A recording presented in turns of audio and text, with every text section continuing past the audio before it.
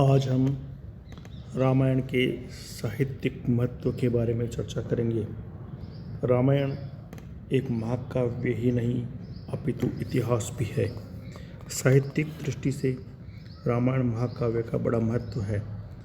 भाषा और भाव दोनों ही दृष्टिकोण से यह ग्रंथ सर्वाधिक प्रभावशाली है। भाषा की दृष्टि से इसमें छंदों का विलक्षण प्रयोग, अलंकारों का चमत्कारपूर्ण विन्यास तथा रसों का पूर्ण परिपाक मिलता है। श्रृंगार, वीर, शांत, रौद्र, वात्सल्य, प्रेम, करुणा, वीभत्स आदि सभी रसों का इस ग्रंथ में समावेश है। किंतु श्रृंगार, वीर तथा करुणा इन तीन रसों का इसमें विशेष प्राधान्य है। भाव की दृष्टि से विभिन्न परिस्थितियों में उत्पन्न होने वाली भावनाओं और विभिन्न स्थितियों में मानव के चरित्र चित्रण का यह एक आदर्श ग्रंथ है।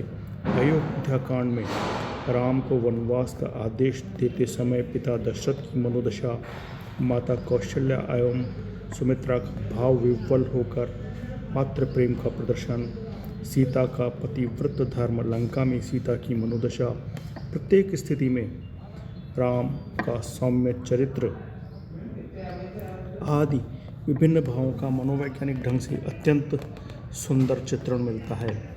सौंदर्य की अनुभूति भी इस महाकाव्य की विशेषता है। इसमें प्राकृतिक सौंदर्य और नारी सौंदर्य का अनुपम संगम हुआ है। गंगा का बड़ा आकर्षक वर्णन है। किष्किंधा कांड में पंपा सरोवर, पंचवटी वन, दंडक वन के मनोरम दृश्य तथा शरद एवं वर्षा ऋतु के आकर्षक वर्णन के साथ ही बाली की पत्नी तारा के भी अनुपम सौंदर्य का वर्णन मिलता है।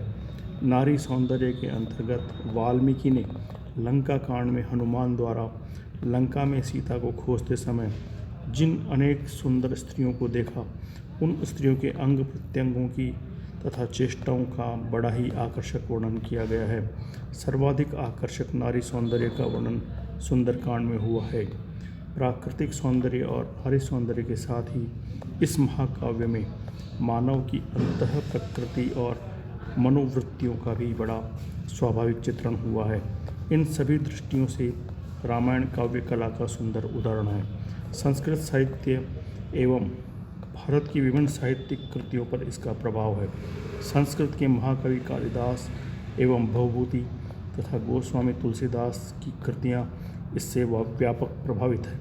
निस्संदेह रामायण भारतीय संस्कृति का ही नहीं, साहित्य जगत का प्रेरणादायक स्रोत है और हमारी अमूल्य विरासत है।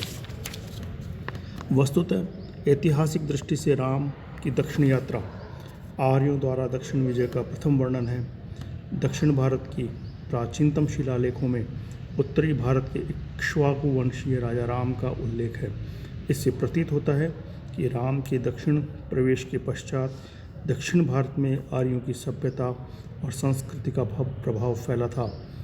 इसमें कोई संदेह नहीं कि महर्षि वाल्मीकि ने अपनी अद्भुत प्रतिभा द्वारा विविध सूत्रों को समेटकर एक उत्कृष्ट मौलिक काव्य की रचना की है। इस प्रकार रामायण